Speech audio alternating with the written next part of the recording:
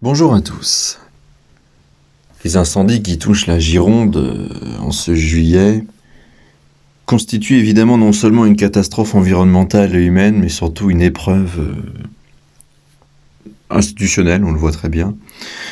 Au 27 juillet dernier, ce sinistre a commencé autour de la commune de Somos et qui avait ravagé environ 42 000 hectares et détruit pas moins de 240 habitations, hein, selon les chiffres, et surtout ont nécessité l'évacuation de très nombreuses personnes. Et donc la France avait d'ailleurs sollicité le mécanisme européen de protection civile, tandis que seuls 7 des 12 Canadair français étaient déclarés opérationnels.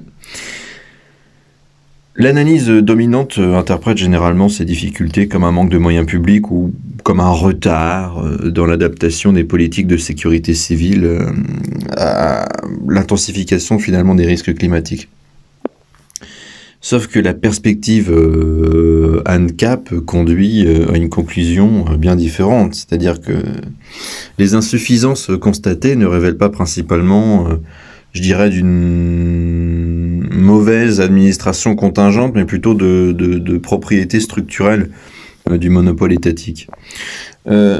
Cette analyse repose sur 4 notions. D'abord, le problème de la connaissance, le problème du calcul économique, mais aussi la dissociation entre décision et responsabilité, et puis surtout la dynamique d'expansion bureaucratique. Et cette analyse permet également d'interroger les conflits d'usage entourant, on le sait aujourd'hui, les terrains forestiers et l'idée de projets de centrales photovoltaïques au sol. La thèse défendue est la suivante.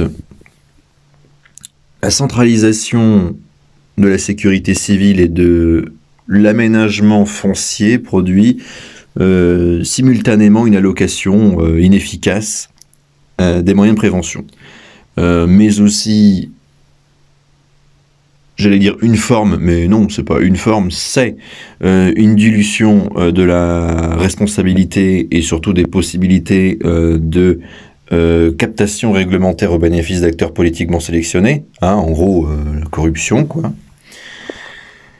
Et donc, premièrement, on va s'intéresser au problème de la connaissance et de l'impossibilité de la planification centralisée. Nous avons l'apport, d'ailleurs, sur ce sujet principal de Friedrich Hayek à la théorie économique, qui finalement ne réside pas seulement dans une défense morale de la liberté.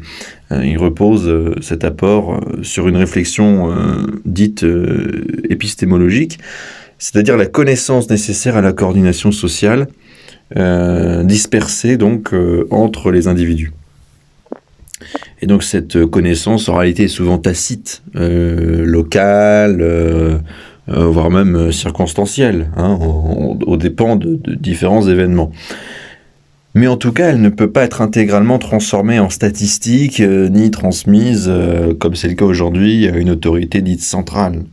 Et donc, dans la gestion d'un incendie forestier, il y a beaucoup d'informations qui sont dites déterminantes et qui concernent, par exemple, la manière de pratiquer les chemins, alors, je ne sais pas si ça se dit, mais la praticabilité, je pense, des chemins, la localisation et surtout l'état des réserves d'eau au niveau donc de différents contrôles, de maintenance, quoi, l'humidité des sols et de la végétation, s'il y a la présence, oui ou non, de parcelles mal entretenues, s'il y a à proximité, de manière au niveau de la localisation, donc d'habitation isolée, les capacités matérielles disponibles de manière locale, et puis les modifications rapides de la direction du vent, donc surtout la météo.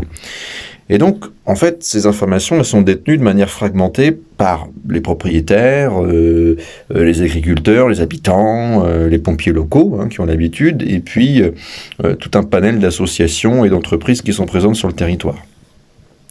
Et donc, l'administration, elle peut élaborer des plans de prévention et des cartes de risque, mais en tout cas, elle ne peut pas concentrer toute la connaissance opérationnelle pertinente dans un centre décisionnel unique.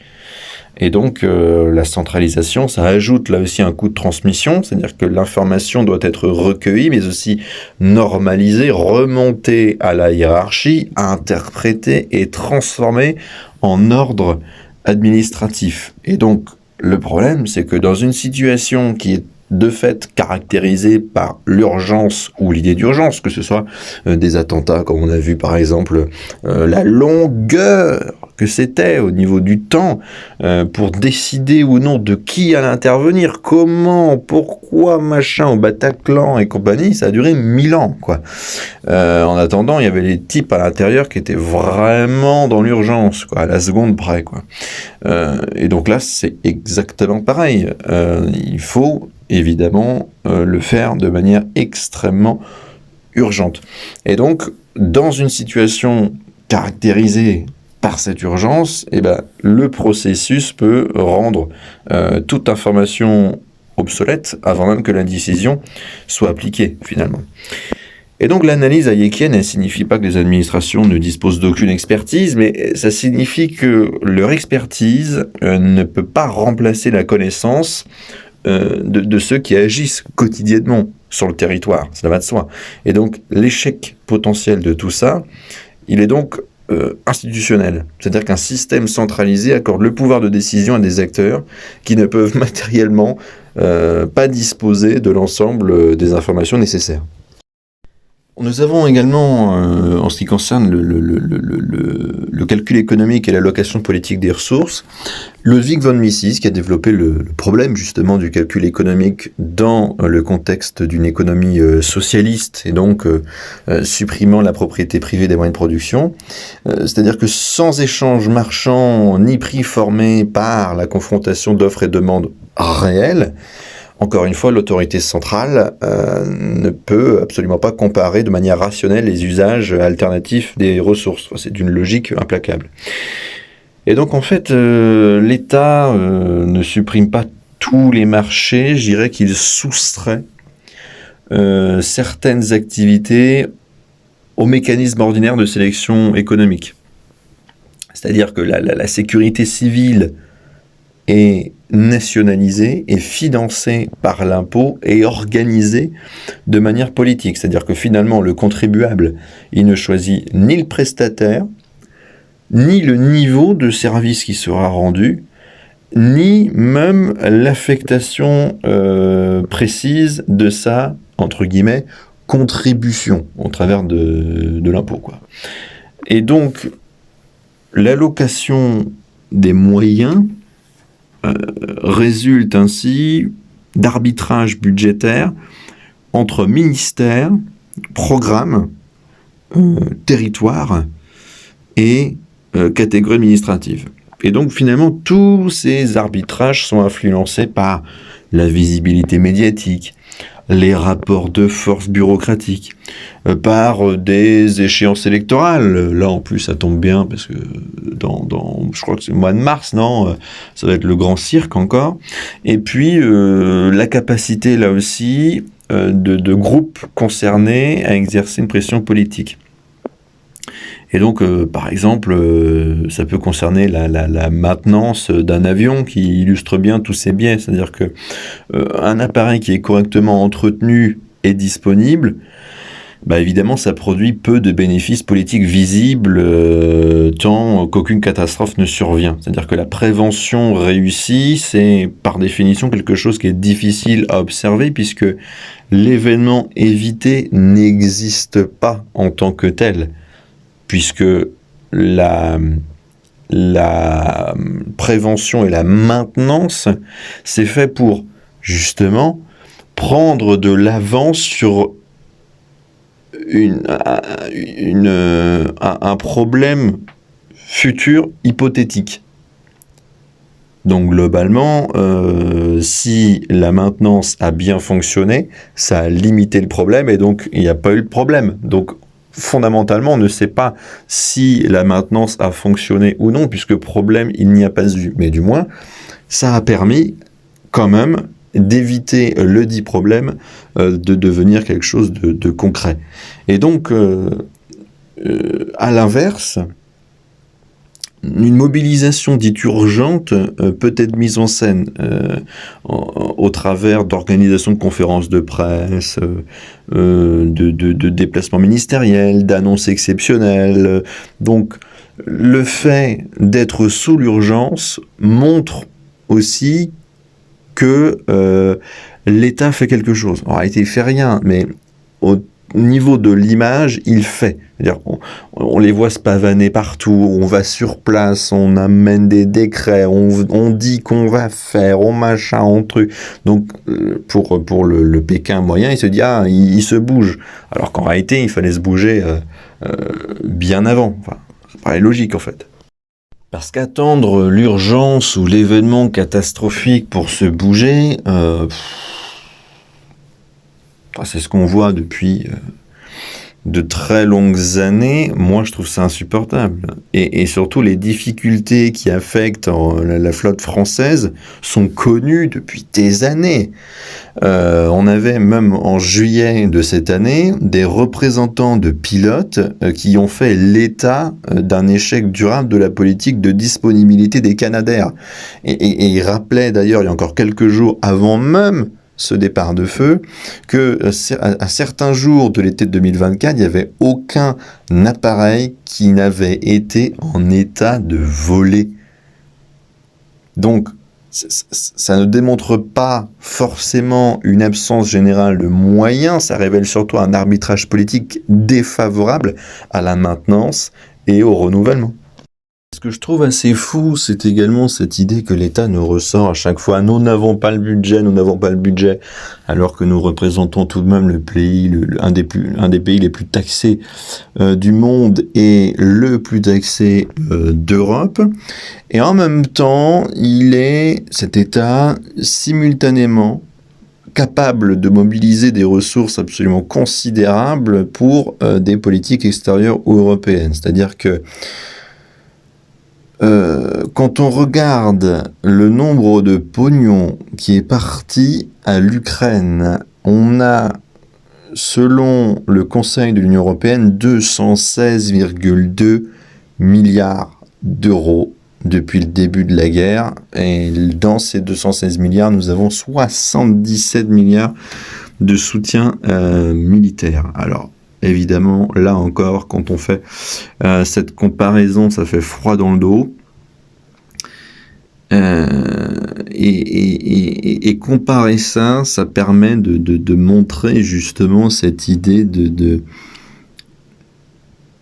d'oxymore quelque part et de décalage entre les politiques dites qui servent à l'État et certains biais idéologiques qui peuvent entrer dans l'agenda mondialiste et des urgences ou des événements qui ne le concernent absolument pas mais qui concernent sa population. Voilà, quand même un biais différent, c'est-à-dire que les milliards on en a quand il s'agit de l'Ukraine parce que en face c'est le méchant russe, j'en sais rien, c'est des copains, c'est des potes, donc on y va. Par contre, qu'il y ait des habitations qui crament en Gironde, bon, de toute façon, ce sont les maisons d'un Pékin moyen, et comme nous sommes des vrais chalets, bon, bah ça fait une maison du contribuable, on s'en fout, de toute façon, voilà. Autre point, c'est la dissociation entre décision et responsabilité. Il faut savoir que sur un marché concurrentiel, une organisation inefficace peut perdre évidemment ses clients, son capital ou même son existence. Ça n'élimine évidemment pas ni les erreurs ni les fraudes, mais toutefois, ça peut tendre à faire supporter une partie du coût de l'échec tout simplement aux acteurs décisionnaires et à leurs financeurs volontaires. Et il y a une dissociation finalement avec le fonctionnement étatique, puisque il dissocie largement la décision de ses conséquences patrimoniales. Puisque le responsable administratif qui reporte un investissement, il ne va pas lui-même supporter personnellement la destruction d'une habitation qui qui est lié justement à cet investissement qui n'a pas été fait. Le parlementaire qui a voté un budget insuffisant n'indemnise pas pour autant les victimes sur son patrimoine. Le ministre, il ne va pas restituer son salaire quand on a des équipements qui ont été promis qui ne sont pas du tout opérationnels. Donc en fait, le coût, il est socialisé. Et le contribuable, il finance la prévention, mais aussi l'intervention, l'indemnisation. Et sur le plan de réorganisation, il adopte également, là aussi, une part comment dirais-je, financière à la suite de l'échec. Donc en fait, c'est au contribuable de tout financer, de A à Z. Et donc cette absence finalement de sanctions économiques directes produit une asymétrie fondamentale. C'est-à-dire que une entreprise défaillante, elle peut perdre son marché, alors qu'une administration défaillante, elle peut, encore une fois, et je l'ai répété dans de nombreuses vidéos, utiliser son échec comme argument pour obtenir de nouvelles ressources et davantage de budget à son égard, et donc augmenter les impôts et piquer encore plus de pognon. Et donc cette théorie des choix publics, associé évidemment aux travaux de James Buchanan et Gordon Tullock. Je vous invite évidemment à lire évidemment ces travaux de ces deux personnages, qui permet en fait d'analyser ce phénomène sans supposer que les agents publics seraient individuellement malveillants. Je pense qu'il y a parmi certains vraiment de la malveillance, je pense que pour d'autres c'est purement de la bêtise ou de l'hypocrisie, ou voilà. Parce que les fonctionnaires, les élus, les administrations, chacun répond à une forme d'incitation. Et donc, une bureaucratie peut chercher à augmenter son budget, ses effectifs, ses compétences, son influence. Et donc, l'idée d'une crise fournit, du moins leur fournit, une légitimité et une occasion de démontrer la nécessité de cette institution et de réclamer son extension. En fait, c'est circulaire, quoi. C'est-à-dire que l'État revendique un monopole, le monopole empêche la comparaison avec des organisations concurrentes parce qu'il n'y en a pas. Donc le système, il échoue parce qu'il n'y a pas de concurrence, ou soit il échoue, soit c'est insuffisant, hein, mais bon, c'est pareil. L'échec, il est interprété comme un manque de moyens, donc on a de nouveau des moyens qui sont accordés au monopole existant, et puis ensuite il dit oui mais c'est bien parce qu'on du coup on a plus d'argent pour le monopole, donc c'est formidable, mais comme il n'y a toujours pas d'outils de comparaison et d'organisation concurrente, bah, ça échoue, et on va dire bah non c'est parce qu'on manque de moyens, et en fait c'est interminable. Et donc là-dedans, le problème, c'est que l'hypothèse d'une solution décentralisée n'est jamais testée. Jamais. Et donc, pour revenir de manière plus dense sur ce que j'ai dit tout à l'heure par rapport à la priorité donc de l'État, j'aimerais densifier davantage en disant que la différence entre les moyens de maintien de l'ordre et les moyens de protection des propriétés possède quelque part une portée symbolique et institutionnelle. C'est-à-dire que nous avons, on le sait, hein, on a vu dans différentes manifestations, que ce soit agriculteurs, gilets jaunes, j'en passe, des véhicules lanceurs d'eau, des forces de l'ordre, des CRS, donc ils fonctionnent très bien, hein, quand c'est pour dégager une population un peu récalcitrante, là, l'eau, elle marche bien. Alors évidemment, ces véhicules lanceurs d'eau sont peut-être pas, j'en sais rien, substituables aux véhicules forestiers, mais n'empêche, comment dirais-je, la comparaison, je trouve, est assez pertinente. C'est-à-dire que parce qu'elle porte tout simplement sur cette disponibilité institutionnelle, plus que sur l'idée d'interchangeabilité matérielle. C'est-à-dire que l'appareil d'État dispose de fortes incitations à protéger les bâtiments publics, parce que quand il y a une foule qui s'approche trop d'une préfecture ou de l'Élysée ou d'un ministère, etc., tout est bloqué, on trouve les moyens, les lanceurs d'eau et compagnie. Et donc cette manifestation qui menace directement des bâtiments de centres de décision et finalement qui symbolise en termes de patrimoine, en gros de dur, en pierre, quoi, l'autorité, et bien là, il y a une menace immédiate contre l'ordre politique sur lequel il faut agir. Voilà.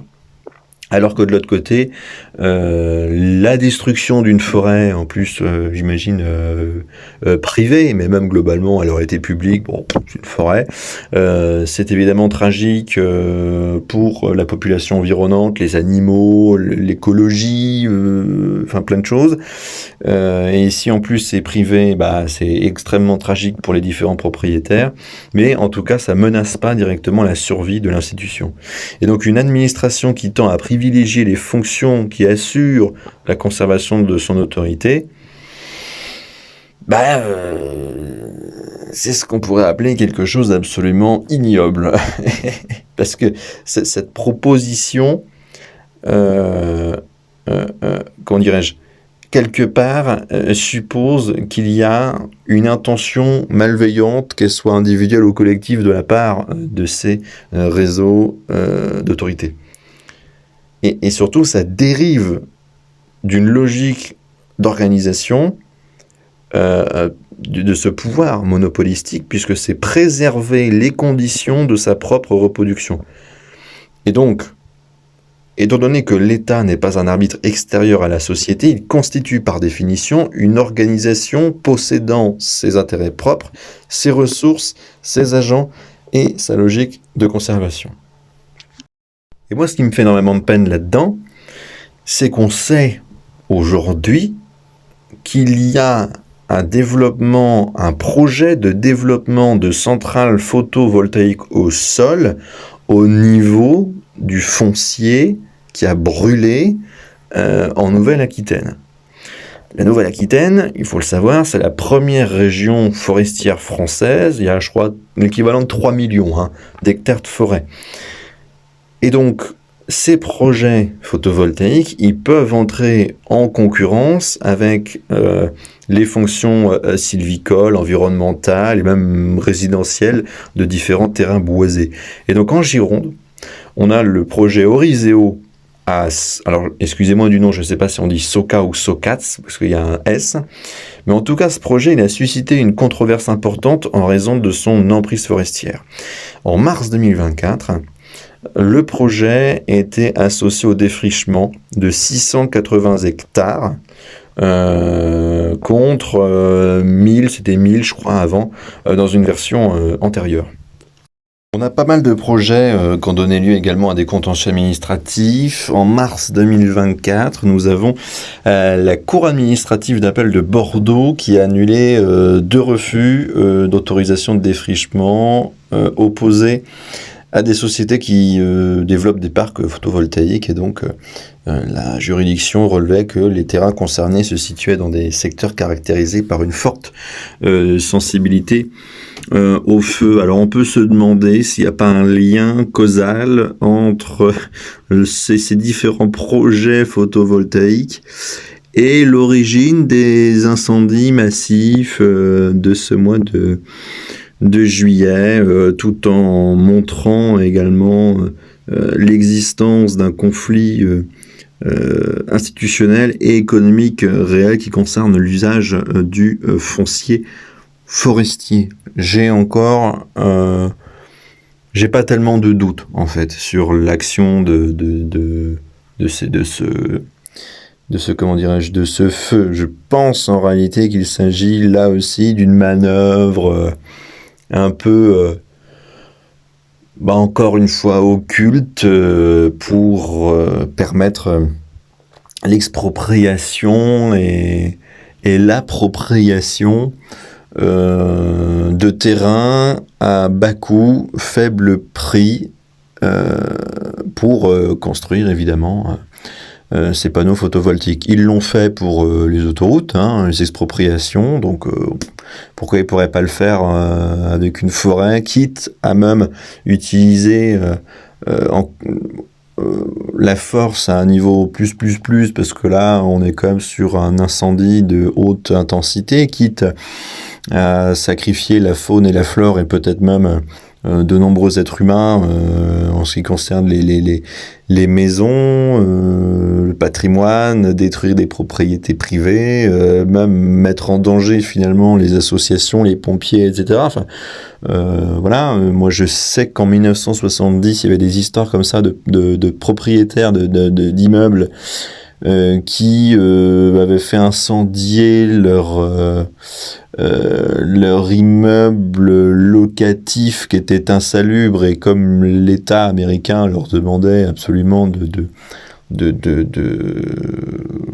comment dirais-je, finalement retaper leur immeuble, machin, ils se sont rendus compte que ça coûtait beaucoup moins cher finalement de supprimer l'immeuble insalubre plutôt que tenter de reboucher tous les trous un par un et camoufler un petit peu l'insalubrité. Même chose également au Japon, je crois que c'était dans les années 90 où certains membres de l'État, enfin même l'État globalement japonais, et pas mal d'entreprises également avaient utilisé les services de la mafia japonaise, des yakuza, pour faire dégager, enfin exproprier des habitants donc de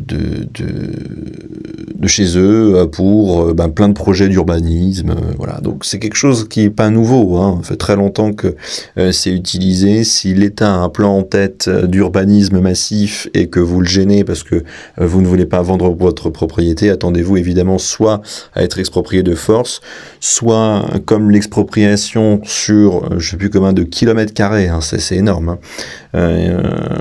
Et tout simplement on utilise la manière forte et insidieuse de brûler toute une forêt comme ça. Il y a une expropriation à faible coût et ça se voit pas trop, un peu discret, quoi. Donc l'approche NCAP qu'on pourrait avoir en termes d'analyse au niveau donc de ce conflit, et parce que c'est un conflit entre propriétaires terriens et puis l'État avec la notion de capitalisme de connivence. Il faut savoir que l'idée de photovoltaïque au sol, il se développe pas en fait dans un marché entièrement libre, puisque sa rentabilité dépend des objectifs politiques de production des énergies renouvelables, des autorisations également administratives, il faut des procédures de raccordement, passer des appels d'offres, mais aussi trouver des mécanismes de soutien public avec des décisions d'urbanisme, des autorisations de défrichement. Et donc l'État ne se contente pas d'arbitrer entre plusieurs usages spontanés, j'ai envie de dire, il modifie activement leur rentabilité relative. Et donc finalement une activité qui peut être rendue coûteuse par justement toutes ces contraintes qu'il met lui-même, administratives, etc., comment dirais-je, on peut avoir une autre activité qui devient peut-être rentable grâce à des subventions, des prix garantis, un accès privilégié aux autorisations, et c'est là que c'est dangereux, puisque le propriétaire forestier, le grand développeur énergétique, ils évoluent pas du tout dans des conditions symétriques. Le second peut évidemment disposer de capitaux importants, appuyé par des cabinets juridiques absolument spécialisés avec un nombre faramineux et une capacité à naviguer dans les procédures, alors que le propriétaire forestier, il dépend uniquement de la valeur productive de son terrain et il supporte en plus directement les conséquences d'un sinistre.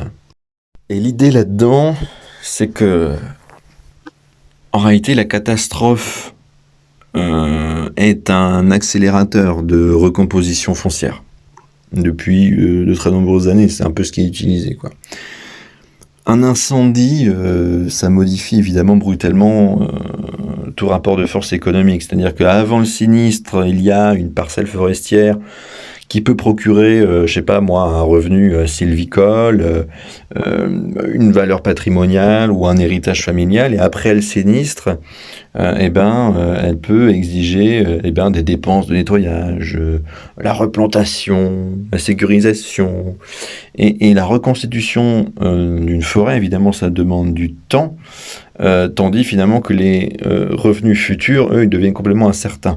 Et ce qui veut dire que le propriétaire qui a subi le sinistre, il peut donc être plus disposé à vendre ou à accepter toutes sortes de choses que s'il n'y avait pas eu de sinistre. Et donc c'est pour cette raison que cette situation crée ce qu'on pourrait qualifier d'opportunité de conversion quelque part post-catastrophe pour l'État et tous les sbires qui sont autour, notamment des grosses boîtes monopolistiques sur tout un tas de sujets qui magouillent également avec eux. Parce qu'en réalité, derrière cette notion, ça suppose également que probablement certains acteurs bénéficient de la conversion et peut-être eux-mêmes provoquer le sinistre. Hein, on ne sait pas non plus. Mais ça signifie également qu'ils peuvent exploiter économiquement toutes les transformations foncières et financières produites par la catastrophe. Et donc, on a évidemment un risque institutionnel qui apparaît quand l'autorité publique qui contrôle, là aussi, les autorisations d'usage des sols, favorise en même temps certaines filières énergétiques par rapport à d'autres. Et donc, ça participe, là aussi, à une forme de redistribution de la valeur foncière. Donc, on a une catastrophe qui dégrade économiquement le terrain. On a les réglementations qui limitent certaines possibilités de reconstruction. On ne peut pas faire n'importe quoi non plus avec, c'est l'État qui nous dit, bon voilà. Les aides publiques favorisent là aussi un nouvel usage. On a un investisseur qui bénéficie de tous ces dispositifs proposés et peut lui-même bénéficier d'une acquisition, même d'une location. Hein, c'est de la connivence, quoi. Et puis le propriétaire, lui, il accepte tout simplement en raison de la faiblesse de ses propres alternatives. Donc la transaction, elle demeure quelque part juridiquement volontaire, mais quand on regarde le contexte, tout a été façonné par l'action publique.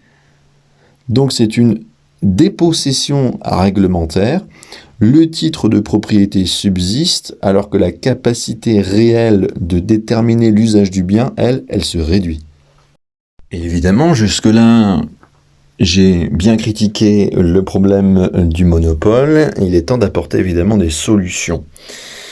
La principale réponse que j'aurai à apporter repose sur la suppression du monopole de la sécurité civile. Voilà, c'est une première chose à faire déjà, parce que la lutte finalement contre les incendies, elle est naturellement assurée par une pluralité d'acteurs contractuels. Les associations de propriétaires, les compagnies d'assurance, les entreprises spécialisées, les coopératives forestières, les opérateurs aériens privés, des organisations mutualistes, des services locaux qui sont financés par le volontariat. Voilà, il y a plein d'acteurs qui peuvent évidemment lutter contre les incendies.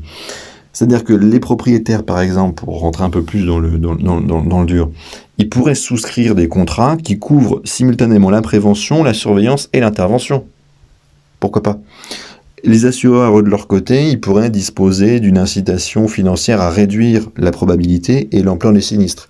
Et donc, c'est-à-dire, ils pourraient conditionner leurs tarifs à l'entretien des parcelles, au débroussaillage, à l'existence de réserves d'eau et pourquoi pas même la participation à un genre de dispositif mutualisé. Et tout ça là-dedans, la concurrence, en fait, elle permettrait de comparer différents modèles d'intervention et voir lequel est le plus efficace. Et donc un prestataire qui est incapable de respecter ses engagements, là aussi, il perd son contrat. Un assureur qui évalue mal les risques, lui, il supporterait une perte financière. Et finalement, l'organisation la plus efficace pourrait, elle, gagner des clients. Donc là encore, ça ne garantit pas du tout une gestion parfaite, mais ça empêche qu'une erreur unique soit imposée uniformément à tout le territoire. Et donc, la décentralisation permettrait également l'expérimentation, puisque certaines zones pourraient privilégier les drones et des formes de détection précoce, et d'autres pourraient financer des avions légers ou des hélicoptères. Certaines associations de propriétaires pourraient créer des réseaux de réserve d'eau. Enfin voilà, il y a plein de solutions efficaces qui seraient utilisées sans attendre une réforme nationale. Et puis sur le plan foncier, tout simplement la solution, ça consiste à supprimer tous les privilèges réglementaires et financiers qui sont accordés aux différentes technologies qui sont politiquement sélectionnées. C'est-à-dire qu'un projet photovoltaïque devrait acheter ou louer librement les terrains nécessaires, sans expropriation, sans subvention, sans tarif garanti, ni même cette idée de modification discrétionnaire des règles au profit et au bénéfice de l'investisseur. Et donc le coût réel du foncier et de la transformation écologique, elle devrait être intégrée au projet. Et donc dans un tel système, la centrale solaire ne serait construite que si sa valeur économique réelle dépassait celle des usages concurrents et surtout si les propriétaires acceptaient volontairement la transaction. Donc pour conclure, les incendies girondins y mettent en évidence une contradiction fondamentale. C'est-à-dire que l'État justifie son monopole par sa capacité supposée à protéger la population, et lorsqu'une catastrophe dépasse ses moyens, il explique que son échec, ou du moins il explique son échec par l'ampleur exceptionnelle de l'événement, pas prévu, je sais pas quoi, et on a besoin de plus de budget, de nouvelles ressources, voilà. Alors que, à l'inverse, l'approche ANCAP, c'est une analyse inversée. C'est-à-dire que le manque de connaissances locales, l'impossibilité du calcul politique rationnel, la dilution de la responsabilité, l'absence de concurrence et la logique bureaucratique, en fait, elles constituent à elles toutes les causes structurelles de l'inefficacité, et ce dans tous les domaines. Et donc la question photovoltaïque montre, là aussi par ailleurs, que l'État ne se contente pas d'échouer dans la protection des propriétés. Il contrôle, là aussi, les conditions de reconversion et peut créer, par ses subventions, ses autorisations, etc., des possibilités de captation économique après la catastrophe, s'il n'est pas lui-même dans la catastrophe de manière préméditée, en tant qu'acteur.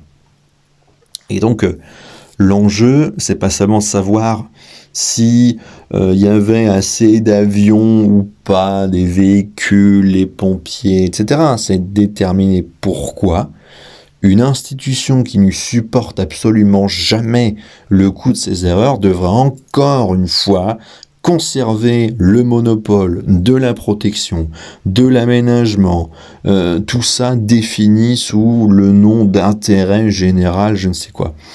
Dans une perspective ANCAP, la sécurité ne doit surtout pas être administrée comme un privilège politique. Elle doit être fournie comme un service soumis au contrat, à la concurrence et à la responsabilité. Donc, la propriété ne doit pas être tolérée jusqu'au moment où elle contrarie un projet public, mais elle doit constituer une limite opposable au pouvoir. Et donc la reconstruction de la Gironde, ça ne devrait pas être l'occasion d'étendre encore les compétences de ceux qui ont échoué. Je trouve ça inacceptable. Ça devrait en réalité ouvrir un débat et ouvrir les yeux de manière radicale sur les gens, quoi.